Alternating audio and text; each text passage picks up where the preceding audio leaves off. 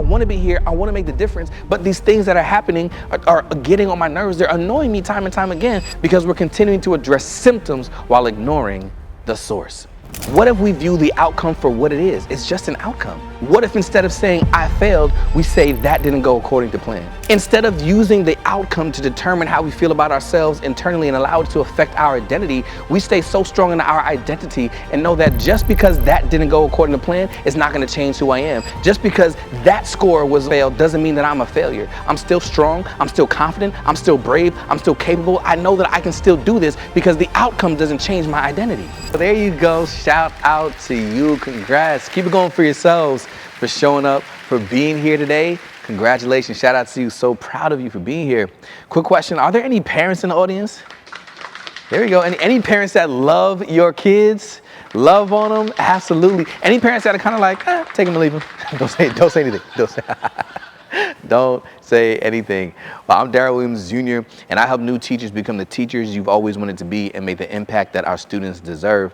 And I'm also a parent of two. I have two amazing, beautiful children. Niall, she's 6, that's my daughter. Joel, he's 3, that's my son. And I'm gonna tell you a little bit about both of them today, but first let me tell you about Joel. Kids will have you learning some things about yourselves and going through some things that nobody else on this earth ever will, right? So let me tell you about something that Joel taught me, and it just promise me that you won't judge me. It was a learning moment for us all. I will be honest, there was a little bit of pride in it. It was a little bit of dad macho. Sometimes dads get a bad rap. We have to show up. So let me tell you what I did. One time my wife was upstairs relaxing, and it was time for me to feed Joel. He was about 1 at the time. And I remember I had this bowl of gross, nasty looking oatmeal. It was gray, lumpy. I'm so glad I have teeth, y'all. Like when I look at the food he had to eat when he had no teeth, I'm like, this is disgusting. But anyway, I had his yogurt, and I had the oatmeal, and I'm feeding him, putting it in his mouth, and I think I'm doing a good job. Again, dads don't always get a lot of credit. I think I'm doing a good job. Now, I will be honest, he did have some oatmeal all over his face and in his neck, and he had some oatmeal on his eyebrows and his nostrils, but I was actually doing a really good job. But I know that if my wife were to come downstairs and see him covered in oatmeal and all these things, she would say, oh my gosh, why does he look like that? You don't know how to put the food in his mouth, like all these things. So I wanted to show her I knew what I was doing as a dad. So I had to make sure that before she came downstairs, I had to clean him up. Again, he had yogurt, eyebrows, eyelashes, nostrils, all the things. I said, you finished eating, buddy? And he was spitting it out and things like that. It was gross anyway. I'm sure he was finished eating. So he was like, yeah. So I got a wipe. So I have to make sure that I clean him up before my wife comes down the stairs, right? So I clean his face, get all the gross oatmeal from everywhere, behind the ears, and I got it from everywhere. And then I turned to throw the wipe away, and when I came back, his face was dirty again. And oatmeal everywhere, all over his cheeks, on the corner of his mouth. I'm like, what? In your hair? How'd you get oatmeal in your hair? I just cleaned you. But the crazy thing is, I looked down at him, and his hands were filthy, filled with oatmeal because he was playing in the bowl. And I said to myself, duh, like, I cleaned his face, but I never cleaned his hands. And his hands is what he's using to put it all over his face. I looked at the problem, I assessed the situation, and I addressed the symptom, which was the dirt on the face, but I didn't address the source of the problem, which was that his hands were dirty and filthy in the bowl. Don't miss the magnitude of the message on the simplicity of the story. Look, how often do we address symptoms but completely ignore the source? How often do we look at the problems that are arising and ask ourselves how we're going to fix this problem without addressing the source or the reason why the problem is coming up? We look at the symptoms that our students don't know how to sit down in the class. We look at the symptoms that students their heads are on their desks and they're not paying attention. We look at the symptoms that students don't know how to communicate with each other without using hurtful words. And we look at the symptoms and we say, we need a professional development around that. We need training around that. We need more resources. We need more books. We need a new AI tool. We need all these other things to address the symptoms. And when the symptoms address, sometimes they go away. Sometimes they do. I cleaned my son's face.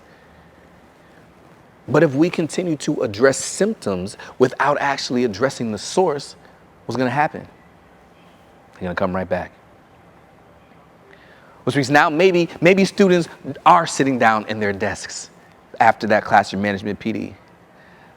But now they're tapping their foot, they're tapping their pencils, or hitting the person next to them. Because we addressed the symptom, we didn't address the source. And so often we spend time, I'm speaking to some leaders right now, we spend time wasting dollars, wasting hours, wasting energy, burning out our teachers, giving them more and more and more things to do. Why? Because we're addressing symptoms over and over again that just continue to come back because the source remains unaddressed. And I'm speaking for all teachers when I say, I promise you, listen, I want to do good work. Like, new teachers are so caring, so passionate, so excited. Like you come into this work ready to go. Come into this work ready to make an impact. I've dreamt of this. I went to college for this, or I changed careers to come into education for a reason. I want to be here. I want to make the difference. But these things that are happening are getting on my nerves. They're annoying me time and time again because we're continuing to address symptoms while ignoring the source. But what makes more sense is to actually address the source, because the source is what's going to make the symptoms go away. When we get to the root of the problem, when we actually address the source, those symptoms are going to go away. And the source is something that is not far-fetched. It's not impossible to solve. It's just something that goes unaddressed quite often. And the source is making sure that the teachers are firm in their identity instead of relying on outcomes to determine how you feel about yourself internally. I get it. We've all been there. We've actually been patterned and conditioned to view outcomes as an indicator of how we should feel about ourselves internally.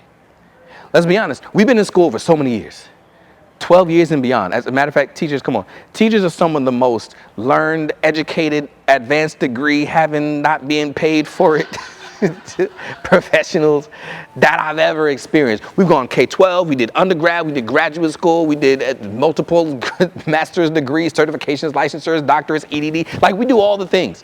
So you know exactly what I'm about to say. Sometimes you're given a task, you're given an assignment, you're given a project, you're given a quiz, you're given a test, you're given an assessment. And when you turn it in, when the grade comes back, we say things like, I passed. I did it. I got an 82. I got a B. I did this. I did that. And we see the assessment outcome, and we allow the outcome to determine how we feel about ourselves internally. But that's with the good score. The same thing happens with a bad score. Let's say we get a 42. I got a 42. I didn't do well. I don't know what I'm doing. I'm not good at this. I failed. And what ends up happening is we start to allow external outcomes to determine how we feel about ourselves internally. We allow the outcome to influence how we feel about our identity. But what if we flipped it? What if we view the outcome for what it is? It's just an outcome. The outcome is the outcome. That's all it is. It is what happened. What if instead of saying I failed, we say that didn't go according to plan? Instead of using the outcome to determine how we feel about ourselves internally and allow it to affect our identity, we stay so strong in our identity and know that just because that didn't go according to plan, it's not going to change who I am. Just because that score was from that failed doesn't mean that I'm a failure. I'm still strong. I'm still confident. I'm still brave. I'm still capable. I know that I can still do this because the outcome doesn't change my identity. Just because that didn't go according to plan doesn't mean it's going to change who I am. I know who I am. I'm strong, I'm confident, and I'm going to step in this classroom and make the difference that I know that I'm called to make. So let's address the actual source, which is making sure that teachers have a strong and firm identity. So if it's all right with you, I've got 4 questions that you can ask yourself. And when you ask yourself these questions, it helps to reveal to you your identity in the classroom.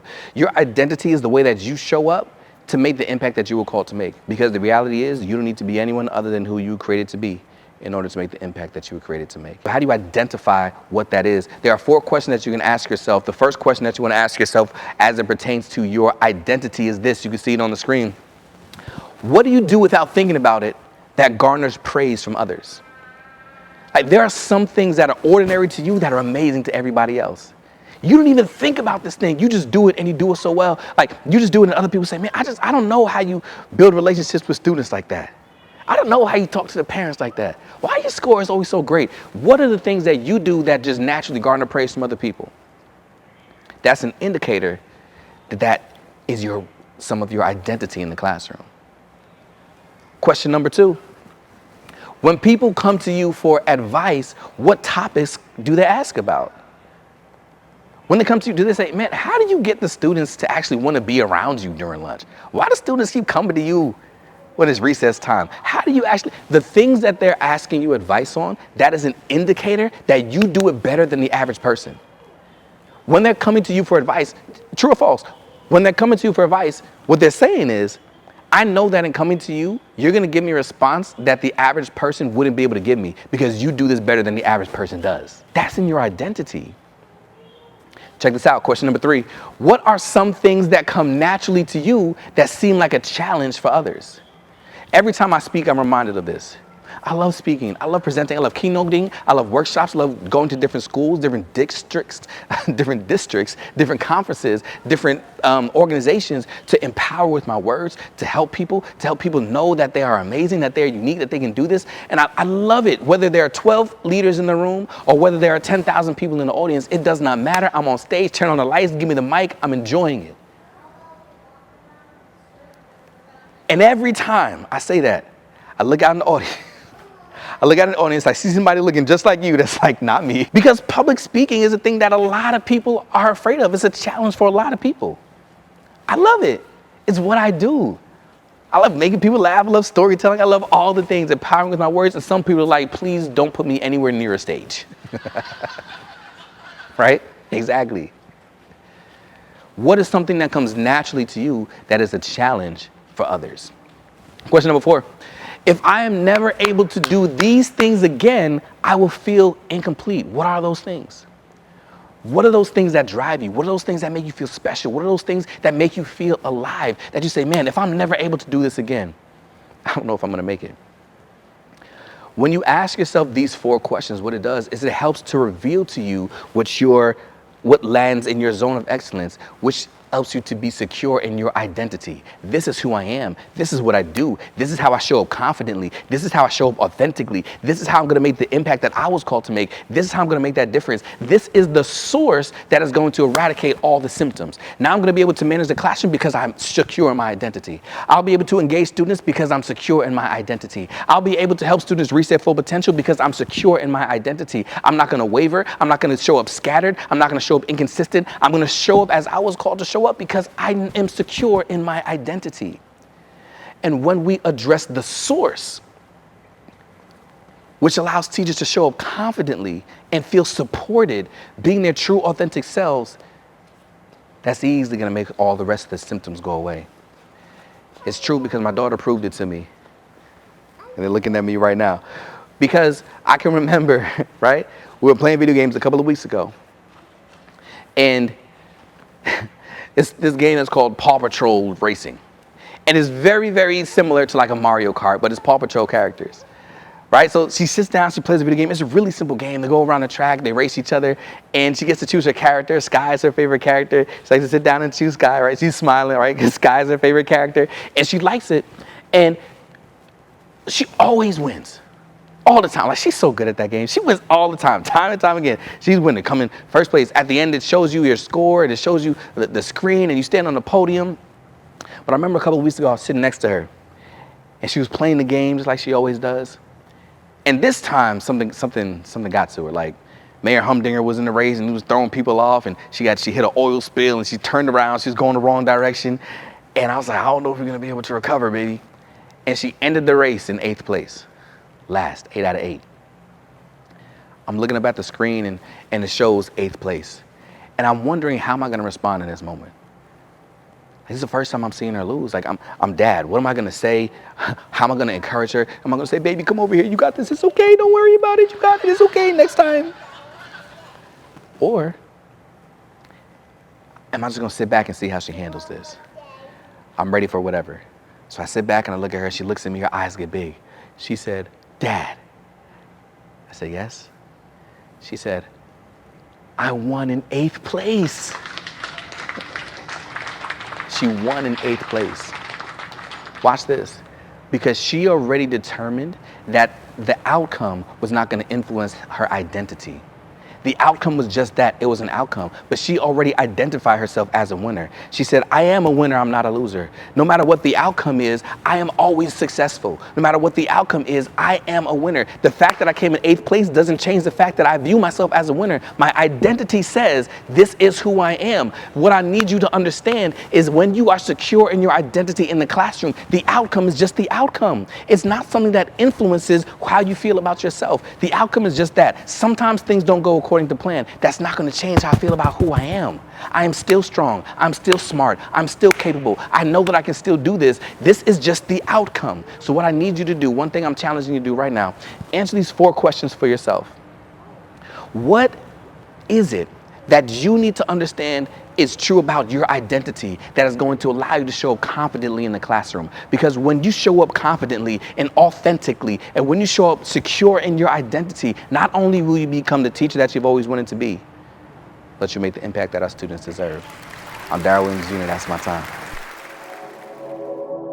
I help new teachers become the teachers they've always wanted to be and make the impact our students deserve. Because I've been there. I know what it's like to struggle, to feel like I'm not enough, but I also know what's on the other side.